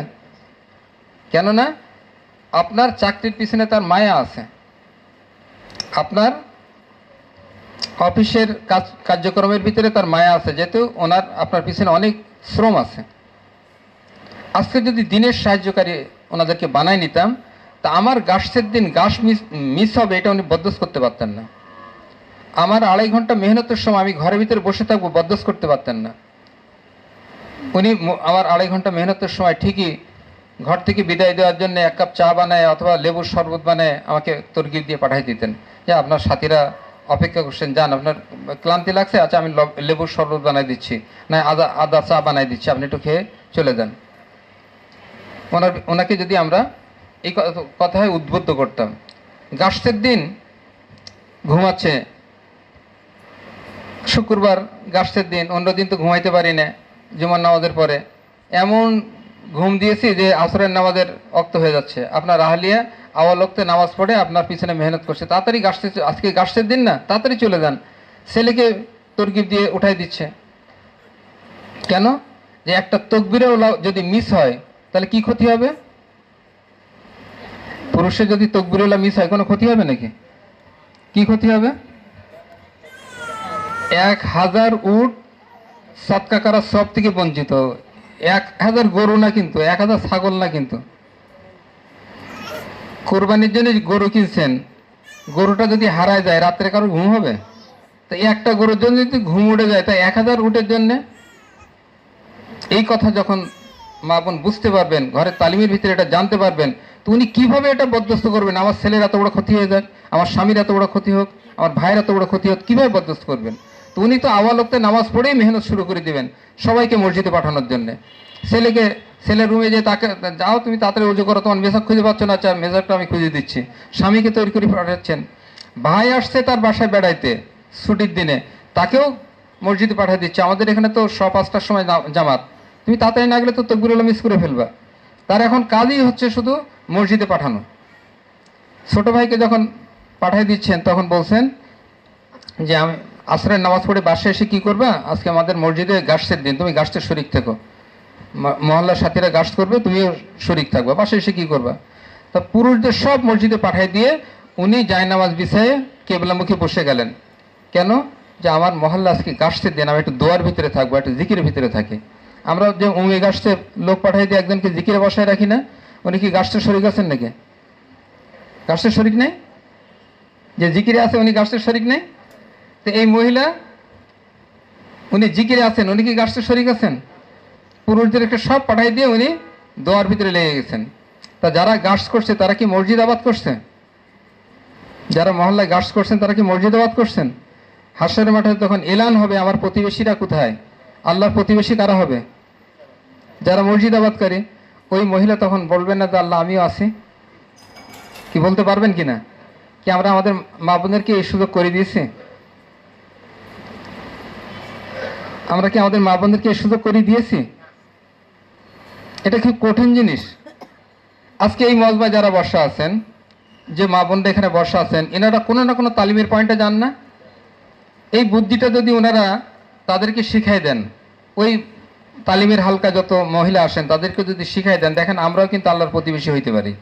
আমরা যদি এইভাবে মেহনত করি আমাদের পুরুষদের পিছনে, তাহলে ওনারা মসজিদ আবাদ করতে থাকবেন, ওনারা গাছ করবেন, দ্বিতীয় গাছ করবেন, 2.5 ঘন্টা মেহনত করবেন, তালিম করবেন, মাশারা করবেন, সবগুলোতে আমরা শরিক হব। এখন হবে কি, যখন হাসরের মাঠে এলান হবে তখন আমরাও আল্লাহর সামনে দাঁড়াই যাব যে আল্লাহ আমরা প্রতিবেশী। কি আল্লাহ কি অস্বীকার করতে পারবেন? এনারা যদি ওই সমস্ত তালিমের পয়েন্টে যে ওই মা বোনদেরকে উদ্বুদ্ধ করেন আর তারা যদি আমাদের পিছনে এইভাবে মেহনত শুরু করে দেন, তা গাছের দিন, দ্বিতীয় গাছের দিন 2.5 ঘন্টা মেহনতের জন্য পুরুষের অভাব হবে কি? পুরুষের অভাব হওয়ার কথা এখন হয় নাকি? কেন হয় বোঝা গেল? যে আমরা এক পায়ে চলছি, এক হাতে চলছি, আর একজনকে অফ করে রাখছি। আজকে যদি ওনাদেরকে আমরা সাহায্যকারী বানিয়ে নিতে পারতাম, তা এই কাজের ভিতরে কোনো জায়গায় আমি পিছনে মানে আমি যে পিছনে থাকবো এই সুযোগ আমার থাকতো না। আল্লাহ পাক ওনাদের এরকম হেকমত দিছে, আপনি যত অসুস্থ হন আর যত পকেটে টাকা না থাকুক, আপনার কাছে যদি কোনো একটা টাকা দিয়ে দেন, আপনার ওটা পালন করতেই হয়। পকেটে টাকা নেই, তারপরে দেখেন কোনো না কোনোভাবে এটা পালন করতে হয়। অসুস্থ, যাইতে পারছেন না, তারপরেও হেকমতের সাথে এমনভাবে আপনার দ্বারা এই কাজটা করাই নেন, আপনাকে এই কাজটা করতেই হয়, নাকি বলেন? তা ওনারা যদি আমাদের দিনের কাজে এইভাবে সাহায্য করেন, তাহলে আমরা দিনের কাজে পিছু থাকতে পারবো? তা 2.5 ঘন্টা মেহনত বলেন, 5 কাজ বলেন, কোনটাই আমাদের কমতি হওয়ার কথা? কোন জায়গায় কমতি হওয়ার কথা বলেন তো? পারা যাবে এখান থেকে ইনশাল্লাহ। মা বোনরা যদি আজম করে নেন, দেখেন এই কথা আমরা বহুতবার শুনছি যে মহিলা সাহাবীরা তাদের 4 যুবক সন্তানকে জিহাদের ময়দানে পাঠিয়ে দিয়েছেন। এর কথা আমরা শুনছি, মা বোনরা বলছি। ল্যাংড়া সাহাবী তাকে তরগিব দিয়ে জিহাদে পাঠিয়ে দিচ্ছেন কি? গনিমত কালেকশন করার জন্য, জীবন দেওয়ার জন্য? তো ওনারা তাদের পুরুষদেরকে জীবন দেওয়ার জন্য জিহাদে পাঠাইতে পারছেন, আমাদের মা বোনরা পুরুষদেরকে মসজিদে পাঠাইতে পারবেন না? হ্যাঁ, এটা কি কঠিন বেশি হবে? তো ওনারা এত কিছু পারছেন, আর ওই কথা বলে বলে আমরা আমাদের বলতে বলতে তো আমরা হাফেজ হয়ে গেছে শুনতে শুনতে। তো ওনারা যদি এত কোরবানি করতে পারেন, আমরা ছোট ছোট কোরবানি করি, আমরা আগে পুরুষদেরকে মসজিদে পাঠানো শুরু করি। আস্তে আস্তে আল্লাহ পাক আমাদেরকে কোরবানির লাইনে আগে বাড়াই নেবেন। তো এইভাবে যদি আমরা কাজগুলো করতে থাকি, তো বলেন তো কাজে কমতি হওয়ার কোনো সুযোগ আছে আমাদের কি? আমরা যেখানে আটকে গেছি না, আমরা সারানোর রাস্তা পাওয়া গেল, ছোটার রাস্তা পাওয়া গেল, কি বলেন? নাকি এখনো পাওয়া যায়নি? হ্যাঁ, করা যাবে ইনশাল্লাহ। এইভাবে আমরা চলতে থাকি। চলতে যখন এইভাবে থাকবো, তখন আল্লাহ পাকের মদত আমাদের সাথে থাকবে। যখন আমরা এই দুনিয়াতে দিনকে বুলন্দ করার জন্যে, আল্লাহ পাক নবীদেরকে দুনিয়াতে পাঠাইছেন তো এই মাকসাদ নিয়ে, যে মানুষের কাছে কিছু দিন পৌঁছায়, দিনের আহমিয়াতকে তুলে ধরছেন। দিন কি এটা বোঝানোর চেষ্টা করাইছেন। আসলে দিন বলতে আমরা এখনো বুঝি নাই। মাওলানা ইব্রাহিম সাহেব দিন সম্পর্কে একদিন আলোচনা করছিলেন, শুধু দিন কি বলে, যে দিন হইতেছে দুনিয়াকে পবিত্র করার সামানা। আমি শুনে তো অবাক হয়ে গেলাম, এরকম কথা তো কোনোদিন শুনিনি, যে দুনিয়াতে আল্লাহ পাক আমাদেরকে পাঠাইছেন, এই দুনিয়াকে পবিত্র করতে দিন লাগে। দিন ছাড়া এই দুনিয়াকে পবিত্র করা যায় না। আর এই দুনিয়া পবিত্র করা ছাড়া যদি আমি এই দুনিয়া ব্যবহার করি, নাপাক অবস্থায় ব্যবহার করি, তো আমিও নাপাক হয়ে যাব। খায়সাত দুনিয়াকে নাপাক করে, অপবিত্র করে, আর দিন দুনিয়াকে পবিত্র করে। তো ওনার কথাগুলো শুনে আমি চিন্তা করলাম যে আসলেই তো আমাদের বড়টা তো বড়ই, আলেম তো আলেমই। এটা তো কখনো আমার দিন মানে আল্লাহর হুকুম, নবীদের, কিন্তু দিনটা যে এত প্রয়োজনীয় দুনিয়ার জন্যে, এই জন্য দেখেন এই দুনিয়াকে কখনো আল্লাহ পাক দিন শূন্য রাখেন নাই। এই দুনিয়াকে কখনো আল্লাহ পাক দিন শূন্য রাখেন নাই। দিনের মেহনত নিয়ে নবীদেরকে পাঠাইছেন, নবী চলে গেছেন, আবার মেহনত নিয়ে পাঠাই দিচ্ছেন। কেননা দিন শূন্য হয়ে গেলে তো দুনিয়া অপবিত্র হয়ে যাবে, আর অপবিত্র জিনিস ব্যবহার করতে করতে আল্লাহ পাকের বান্দাগুলো অপবিত্র হয়ে যাবে। আর অপবিত্রতা নিয়ে কখনো পবিত্র জায়গায় যাওয়া যায় না। মসজিদ পবিত্র জায়গা, নাপাকি নিয়ে মসজিদে ঢোকা যায়? আমার সেন্সে আটকাই দিবে। তা জান্নাত এরকম পবিত্র জায়গা, ওখানে যদি যাইতে হয় তা পবিত্রতা অর্জন করে যাইতে হবে। তা দুনিয়াতে আমাদেরকে পাঠানো হয়েছে দিন মাফিক আমার জীবন গঠন করার জন্যে। এই দুনিয়াতে আল্লাহ পাক আমাকে পাঠাইছেন, আমি কিন্তু আসি নাই, আমাকে পাঠানো হয়েছে। কেন? যাতে আমি দিন মাফিক জীবনটা গঠন করে নিতে পারি। এটা হচ্ছে জীবন গঠন করার জায়গা, নাকি যাপন করার জায়গা? আমরা কি বলি? দুনিয়াতে জীবন যাপন করছি, লোকে বলে, আমিও বলি, কোনোদিন চিন্তাই করলাম না কি বললাম। মায়ের গর্ভ ছিল শরীর গঠন করার জায়গা, আলমে আরহা ছিল রুহু গঠন করার জায়গা। দুনিয়া জীবন গঠন করার জায়গা, আর জীবন যাপন করার জন্য আখেরাত, ইনফিনিটি লাইফ আছে, অনন্তকাল আছে, ওখানে জীবন যাপন করতে হবে। তা আমরা যাচ্ছি জীবন যাপন করার জন্যে। তো দুনিয়ার থেকে যদি আমি পবিত্রভাবে দিন মাফিক আমার জীবন গঠন করে নিতে পারি, তা আমি পবিত্র জায়গা জান্নাতে যাইতে পারবো। আমার যাওয়া লাগবে না, নেওয়া হবে। আমার দুনিয়ার থেকে যাইতে হবে না, নেওয়া হবে আমাকে। কে নেবেন? আল্লাহ পাক আজরাইল আলাইহিস সালামকে পাঠাবেন, সঙ্গে ফেরেশতাদের বাহিনী পাঠাবেন, যাও ইস্তেকবাল করে নিয়ে আসো। ফেরেশতার বাহিনী আমাকে ইস্তেকবাল করতে আসবে। কেন? যে আমি আমার জীবনটাকে পবিত্র বানাই নিছে। আমরা একটা কথা শুনি না যে মানুষ আশরাফুল মখলুকাত? আমরা কি আশরাফুল মখলুকাত হয়ে গেছি? আল্লাহ পাক আমাদের আশরাফুল মখলুকাত হওয়ার যোগ্যতা দিয়েছেন। এই যোগ্যতা পেয়ে আমরা হয়ে গেছি। একটা ছেলেকে হেফজখানা ভর্তি করাই দিলে কি হাফেজ হয়ে যায়? মেডিকেল কলেজে একটা ছেলেকে ভর্তি করাই দিয়েছেন, ডাক্তার হয়ে গেছে? তা আমরা এটা বুঝি, কিন্তু মানুষ হিসাবে দুনিয়াতে আসলেই যে আশরাফুল মখলুকাত হয় না, এটা আর বুঝি না। যদি তাই হইতো তা আল্লাহ পাক মানুষকে উদ্দেশ্য করে এই কথা বলতেন না, এ পশুর চেয়ে অধম বলছেন নাকি? তা আল্লাহ পাক যাকে পশুর চেয়ে অধম বলছেন, আর আমি তাকে আশরাফুল মখলুকাত বলে গলায় মালা পরাই দিচ্ছি। তা আশরাফুল মখলুকাত কখন? যখন বোঝা যাবে যে ফেরেশতার বাহিনী আল্লাহ পাক পাঠিয়ে দিয়েছেন আমাকে ইস্তেকবাল করার জন্য। যাকে ইস্তেকবাল করা হয় তার মূল্য বেশি, না যারা ইস্তেকবাল করে তাদের মূল্য বেশি? তো ফেরেশতাদের বাহিনী মানুষকে ইস্তেকবাল করতে আসে, মূল্য কার বেশি হবে? তা যে মানুষের মূল্য ফেরেশতাদের চেয়েও বেশি, তাকে আশরাফুল মখলুকাত বলতে আর আপত্তি আছে? তখন বোঝা যাবে যিনি আশরাফুল মখলুকাত। এর আগ পর্যন্ত আমি এটা দাবি করতে পারবো না। হ্যাঁ, আল্লাহ পাক আমাকে এই সুযোগ দিয়েছেন, শুধু মানুষকে দিয়েছেন আশরাফুল মখলুকাত হওয়ার, কিন্তু আমরা হয়ে বসে আছি। এই জন্য গাফলাতের ভিতরে জীবন কেটে যাচ্ছে। দুনিয়ার ভিতরে গাফলাতের তাসির আছে, এই জন্য দুনিয়াতে গাফলাতের সাথে থাকার কোনো সুযোগ নেই।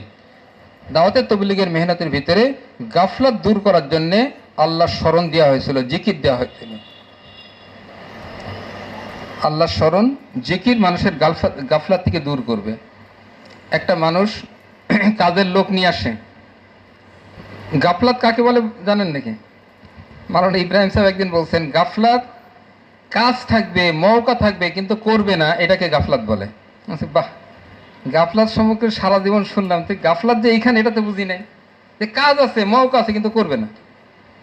আপনি একটা কাজের লোক দিচ্ছেন, কাজও দেখাই দিচ্ছেন, আপনি গেছেন বাজারে, দূর থেকে দেখতে পাচ্ছেন যে আপনার ছেলেটা বসে বসে বিড়ি টানছে আর লোকের সাথে গল্প করছে। বলেন তো কাজের ভিতরে আছে না গাফলাতের ভিতরে আছে? এটাকে গাফলাত বলে। কাজ ছিল, সুযোগও ছিল, কিন্তু করছে না, এটা গাফলাত। আর আপনি যখন সামনে চলে আসবেন, একবার ধুমসে কাজ শুরু করে দেবে, মনে হয় কত কাজের লোক। তা মালিক যখন সামনে না থাকে তখন গাফলাতে থাকে কর্মচারী। তা আমাদের মালিক কে? আল্লাহ আমাদের মালিক। আল্লাহর সামনে যখন আমি থাকি না, তখন আমি গাফলাতের ভিতর থাকি। আল্লাহর সামনে থাকি না মানে কি? আল্লাহর স্মরণ যখন দিলে থাকে না, আল্লাহর স্মরণ দিলে রাখা, এটাই হচ্ছে জিকির বলা হয়েছিল। আর এটা কখন রাখতে হবে? আল্লাহর স্মরণ কখন রাখতে হবে দিলের ভিতরে? হ্যাঁ, কতবার বলা হয়েছে বলেন তো? হার হালতে আল্লাহর ধ্যান দিলে পয়দা করতে হবে। কতবার বলা হয়েছে? কোনোদিন একদিন হিসাব করে দেখছি যে 24 ঘন্টা তো আল্লাহ ধ্যানে থাকার কথা ছিল, গতকাল পার হয়ে গেল, কতক্ষণ ছিলাম আর কতক্ষণ ছিলাম না? কি চিন্তা করে দেখা হয়েছে? তা আমরা এইভাবে কেটে যাচ্ছে। আমরা নিজেরাই জানি না আমরা কি, আমরা নিজেরাও জানি না।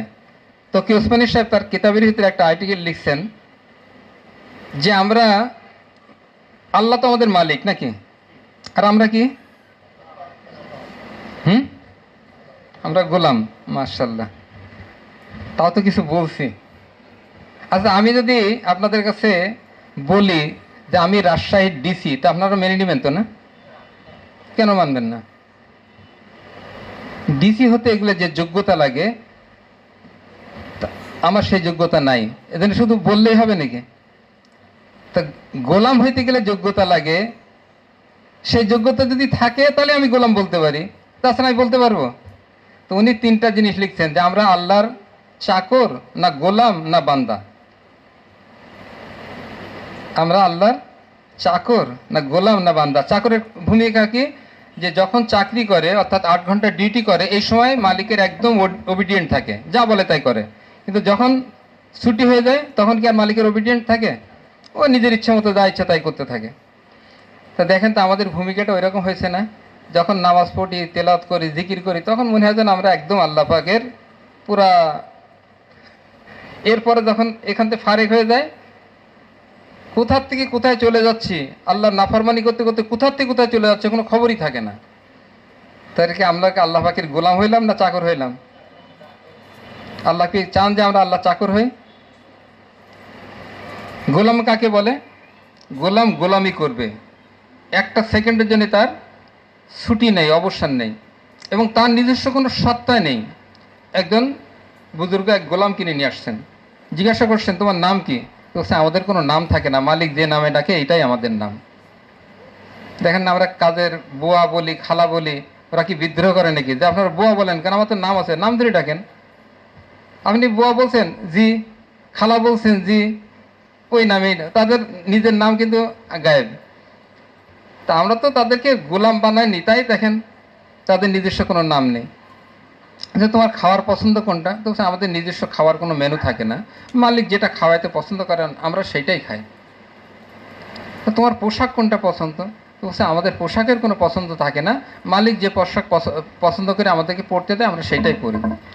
তো গোলাম মালিক যখন এই সমস্ত কথাগুলো শুনতে শুনতে ওনার সেন্স হারাই গেছে, বেহুশ হয়ে গেছেন।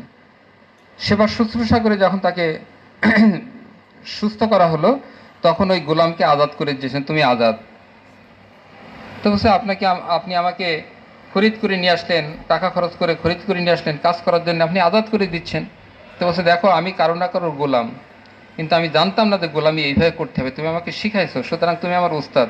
উস্তাদের কাছে আর আমি খেদমত দিতে আমার শরম হচ্ছে, এই জন্য আজাদ করে দিলাম। তা আমরা তো এরকম গোলাম নাকি বলেন? মালিক যদি গোলামকে বলে তুমি বিচারপতি, তা সে বিচারপতি, ওখান থেকে নামায় নিয়ে আসে আজকে থেকে তুমি ঝাড়ু দিবা, তা সে ঝাড়ু দিবে। গোলামের ভূমিকা এরকম। আমরা তো এরকম ভূমিকায় আছি নাকি? আমরা তো গোলাম দাবি করলাম। তাও যদি গোলাম হইতে পারতাম। আবার গোলাম মনিবের ইবাদত করতে পারে না, পারে নাকি? গোলাম যদি মনিবের ইবাদত করে ওটা শিরিক হবে না? শিরিক হবে কিনা? আমাদের হওয়া উচিত ছিল বান্দা। বান্দা বন্দিগি করে, গোলামিও করে। নবী কি বলছেন? আব্দুহু আব্দুহু আর রাসূলুহু, বান্দা। এবং তা আমাদের বান্দা হওয়ার দরকার ছিল। বান্দা তো কোথায় পড়ে থাকুক, চাকরের ভূমিকায় এখনো ঠিক মতো পালন করতে পারছি না। তা আমাদের দাবিটা আমার ডিসি দাবির মতো হয়ে গেল না? আমি যেরকম ডিসি দাবি করলাম ওই রকম হয়ে গেল না আমাদের? তো ওই রকম হবে নাকি? আমরা আমাদের দাবি অনুযায়ী আমাদেরকে সেভাবে দেখাইতে হবে। আমি 24 ঘন্টার জন্য আল্লাহর বন্দিগি করব, বন্দিগির ভিতরে থাকব, একটা সেকেন্ডের জন্য আমার ছুটি নাই। আল্লাহ পাকের মেহেরবানি, দাওয়াতের তবলিগের মেহনতের ভিতরে এইটার পূর্ণাঙ্গ ছিল। কিন্তু আজকে তবলিগের মেহনতটা আমরা না বুঝতে পেরে নিজেদের ইচ্ছা মতো মনে যেভাবে চাই সেভাবে করতে করতে মেহনতটাকেও নষ্ট করছি, আমরা আমাদের জিন্দিগিটাও নষ্ট করে ফেলছি। বড়রা বারবার আমাদেরকে জোড়ের নামে, মুজাকারার নামে ডাকেন এই কারণে। এতে দেখেন আজকে যারা আমরা এখানে শরিক হয়েছি, আজকে কোনো উপকার হয়েছে? উপকার হয়েছে? সকাল থেকে তো বিভিন্ন আমলের ভিতরে আছে। এই যে 6 মাস পর পর যে মা বোনদেরকে ডাকা হয়, আমরা পুরুষরা তো অনেক ক্ষেত্রে ইয়েতে যাইতে পারি, বিভিন্ন রকম মজলিসে যায়, কিন্তু মা বোনদের তো সুযোগ নেই। এজন্য বড়রা 6 মাস অন্তর অন্তর ডেকে এই মুজাকারার ব্যাপারটা স্পষ্ট করে দিচ্ছেন। তা এহতেমামের সাথে আমরা এবার যা জুড়ছি, আগামীতে আরও এহতেমামের সাথে জোড়ার চেষ্টা করি। সময় তো কম, সময় তো শেষ হয়ে গেছে, আর তো কথা বলার সুযোগ নেই। তাই এরকম প্রতি ইয়েতে যদি আমরা এরকম শরিক হইতে থাকি, তা দেখবেন আস্তে আস্তে আস্তে আস্তে দিন সম্পর্কে অনেক কিছু আমাদের সামনে চলে আসবে। আর চলে আসলে তখন আমাদের দিনের পর চলা সহজ হবে। যেন আমরা নিয়ত করি ইনশাআল্লাহ আজকে যতটুকু আমরা শিখছি, শুনছি, জানছি, এটার উপর আমল করতে থাকবো ইনশাআল্লাহ। আগামী 6 মাসিক মুজাকারায় দেখবেন আল্লাহ বা কাউকে না কাউকে এখানে মোকাররর করবেন এবং তাদের দ্বারা এমন মুজাকারা করাই দিবেন যেন আমরা এর চেয়েও আরও আগে বাড়তে পারি। এটা আমাদের তামান্নার উপর নির্ভর করবে। করা যাবে ইনশাআল্লাহ। আল্লাহ পাক আমল করার তৌফিক দান করেন। এই জন্য আমরা তশকিল হই। তশকিল তো শেষ নাকি? তশকিল এখন দোয়া, যার দোয়ার আছে তাকে আসেন।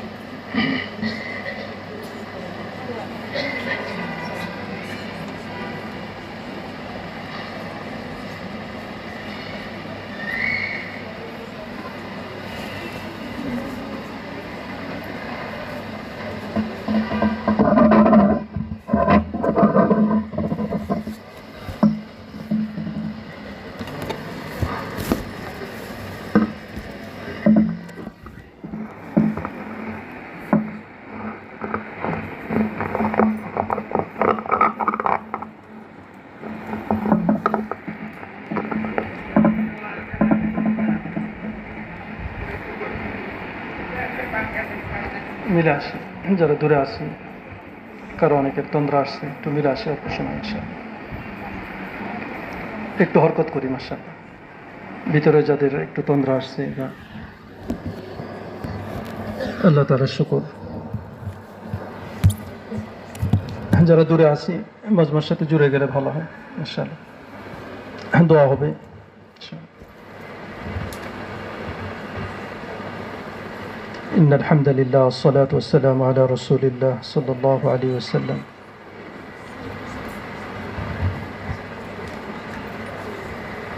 উদউনি আস্তাজিব লাকুম, তোমরা আমার কাছে চাও আমি তোমাদের দোয়াকে কবুল করব। উজিবু দাওয়াতাদ দাঈ ইযা দাআনি, যখন বান্দা আমার কাছে দোয়া করে আমি তার দোয়াকে কবুল করি। মান লাম ইয়াসআলিল্লাহ ইয়াগদাব আলাইহি, যে আল্লাহর কাছে চায় না আল্লাহ পাক তার প্রতি নারাজ হয়ে যান।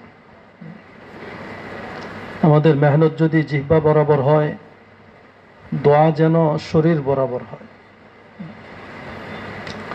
আল্লাহ তাআলা শুকর, আমরা কাকরাইলের মুজাকারার মুরব্বীদেরকে পেয়েছি, অনেক কথা আলোচনা হয়েছে। আমল করার বিষয়, যে যতটুকু জানছে যদি আমল করে অজানাকে আল্লাহ তাআলা তাকে জানায় দিবেন। এই জন্য আমল করার বিষয়, আমল করার বিষয়। আল্লাহ শুকর, আমরা মুজাকারা শুনতেছি।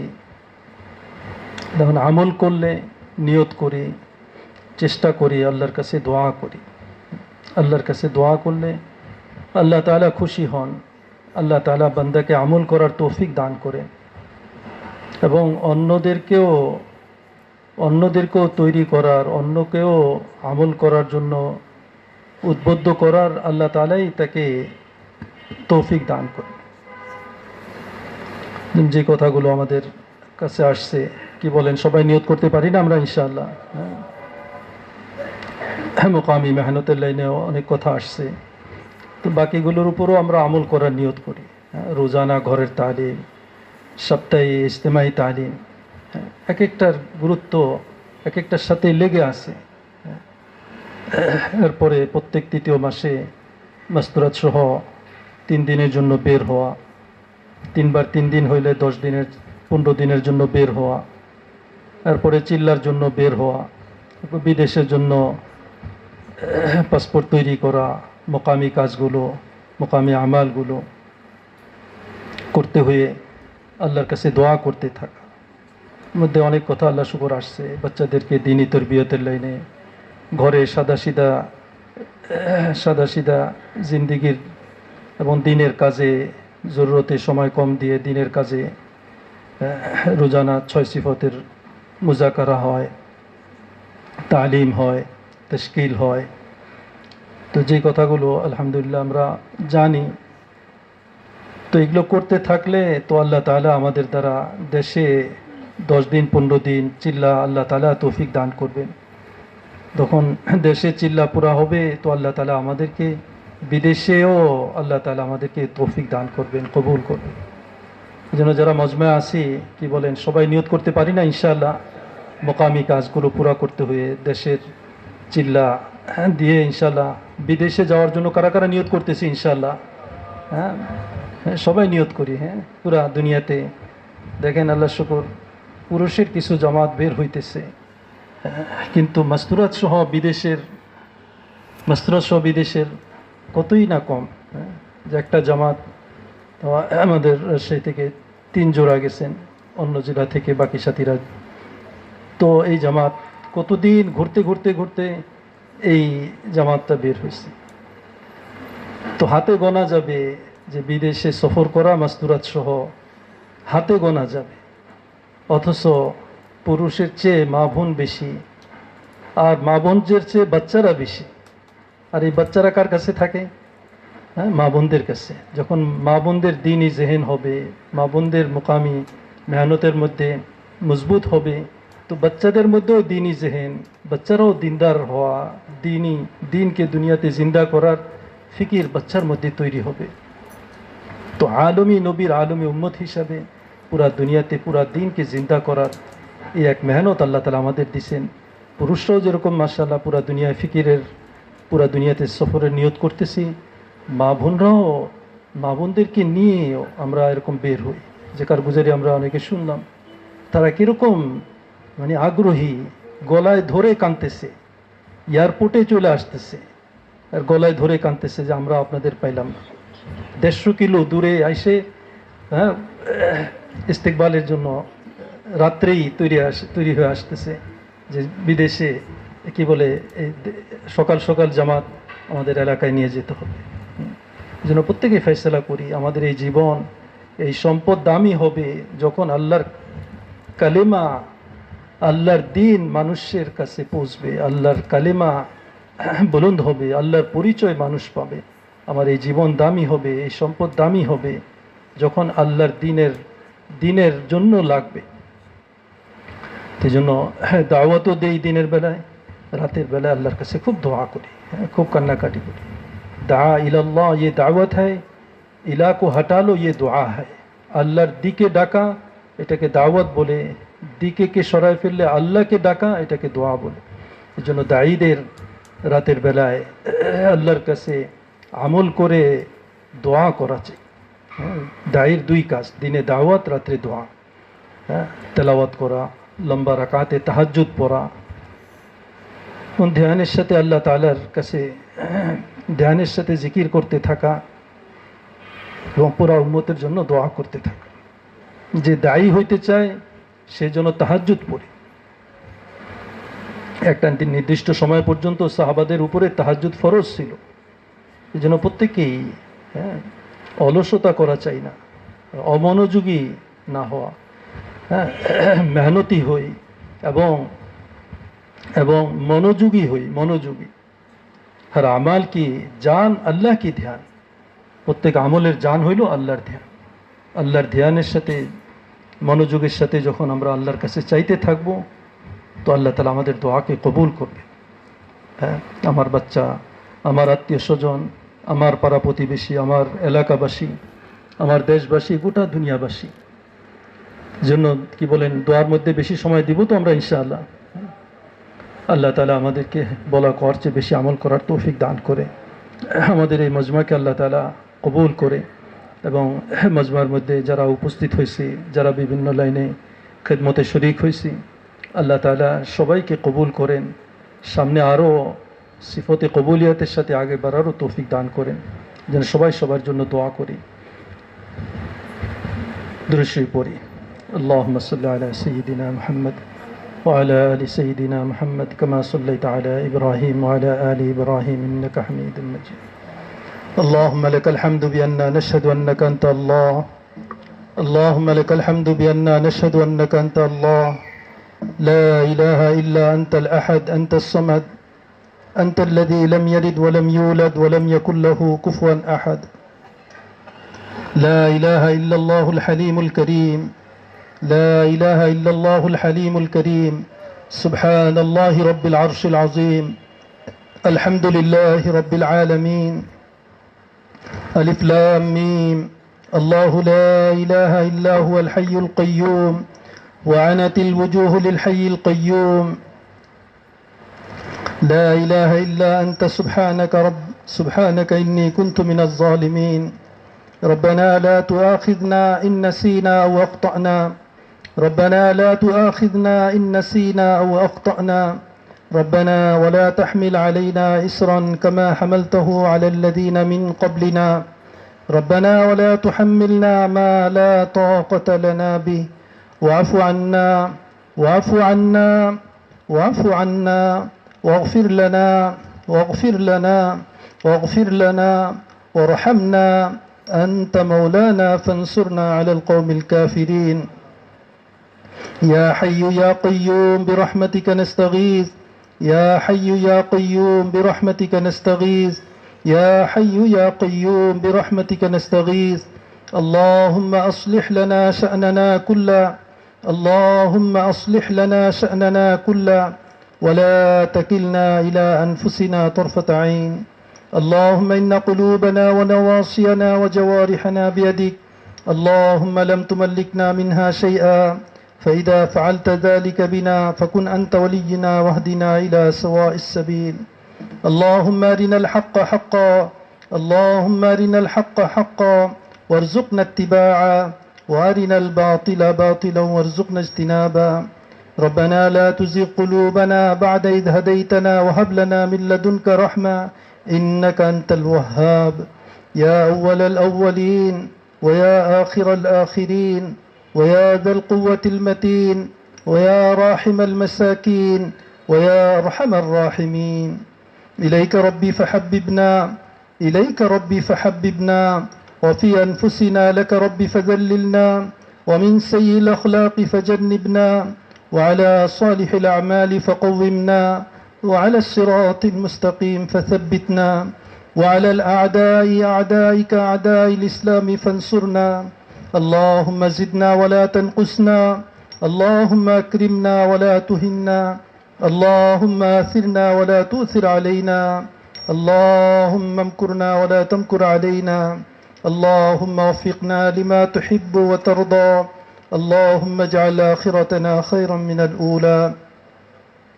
ربنا آتنا في الدنيا حسنة وفي الآخرة حسنة وقنا عذاب النار. আল্লাহ আপনি আমাদের গুনাহকে মাফ করে দেন। আল্লাহ আমাদের সমস্ত গুনাহ খাতাকে আপনি মাফ করে দেন। আল্লাহ আমাদের পুরুষদেরকে আপনি মাফ করে দেন। আল্লাহ আপনি আমাদের মা বোনদেরকে আপনি মাফ করে দেন। আল্লাহ দিন ও দিনের মেহনতকে জিন্দিগির মকসদ বানিয়ে করার আল্লাহ কথা ছিল, আমরা করি নাই। আল্লাহ পারি নাই না করি নাই। আল্লাহ আমরা আমাদের ত্রুটিকে আল্লাহ স্বীকার করতেছি। আল্লাহ আপনি আমাদের গুনাহ খাতাকে মাফ করে দেন। আল্লাহ এই জুলমে আজিমকে আপনি মাফ করে দেন। আইন্দা আপনি আমাদের দ্বারা দিন ও দিনের মেহনতকে আপনি আমাদের দ্বারা করায় নেন। আল্লাহ আমাদের জানকে কবুল করেন, আমাদের মালকে কবুল করেন। আল্লাহ আপনি আমাদের বিবি বাচ্চাদেরকে কবুল করেন। আল্লাহ হানিওয়ালা নসুলকে আপনি কবুল করেন। আল্লাহ আমাদের আত্মীয় স্বজনকে আপনি কবুল করেন। আমাদের পাড়া প্রতিবেশীকে আপনি কবুল করেন। আমাদের দেশবাসীকে আপনি কবুল করেন। আল্লাহ গোটা বিশ্ববাসীকে দিন ও দিনের মেহনতের জন্য কবুল করেন। আল্লাহ হার ভালাইয়ের মধ্যে আপনি আমাদেরকে আগে বাড়ার তৌফিক দান করেন। হার খারাপিয়াত থেকে আপনি আমাদেরকে হেফাজত করেন। আপনার হাবিব সাল্লাল্লাহু আলাইহি ওয়াসাল্লাম যে সমস্ত ভালাই চেয়েছিলেন উহা আপনি আমাদেরকে দান করেন। আল্লাহ যে সমস্ত খারাপি থেকে পানা চেয়েছিলেন উহা থেকে আমাদেরকে হেফাজত করেন। আল্লাহ দিনের মেহনতকে আপনি আম করেন, বেদিনী বদ্দিনীকে আপনি খতম করেন। যত জামাত চলতেছে সমস্ত জামাতের তালিম তরবিয়ত আপনি গায়েব থেকে পুরা করেন। আল্লাহ দিনের মেহনতকেও পুরা করার তৌফিক দান করেন, রাতের মেহনতকেও পুরা করার তৌফিক দান করেন। আমাদের মুরব্বীদের হায়াতে আপনি বারাকাত দান করেন। আল্লাহ সিফতে কবুলিয়তের সাথে আগে বাড়ার তৌফিক দান করেন। আল্লাহ মুকামি মেহনতকেও পুরা করার তৌফিক দান করেন, দেশের মেহনতকেও পুরা করার তৌফিক দান করেন। আল্লাহ পুরা দিন পুরা দুনিয়াতে কায়েম ও দায়েম করেন। আনেওয়ালা নসুলকে আপনি দিন ও দিনের মেহনতের জন্য কবুল করেন। রসুল্লাহ সাল্লাল্লাহু আলাইহি ওয়াসাল্লামের তুফাইলে আমাদের দোয়াকে কবুল করেন। যারা দোয়া চেয়েছেন, দোয়ার জন্য আশা রেখেছেন, আল্লাহ সকলের জায়েজ মাকাসিদকে আপনি গায়েব থেকে পুরা করেন। যারা অসুস্থ আছে শেফায়ে কামিলা আজেলা নসিব করেন। আল্লাহ যার যে প্রয়োজন আছে আপনি গায়েব থেকে পুরা করেন। রব্বানা তাকাব্বাল মিন্না ইন্নাকা আনতাস সামিউল আলিম ওয়া তুব আলাইনা ইয়া মাওলানা ইন্নাকা আনতাত তাওয়াবুর রহিম। وصلى الله تعالى على خير خلقه محمد وعلى آله وأصحابه أجمعين سبحان ربك رب العزة عما يصفون وسلام على المرسلين والحمد لله رب العالمين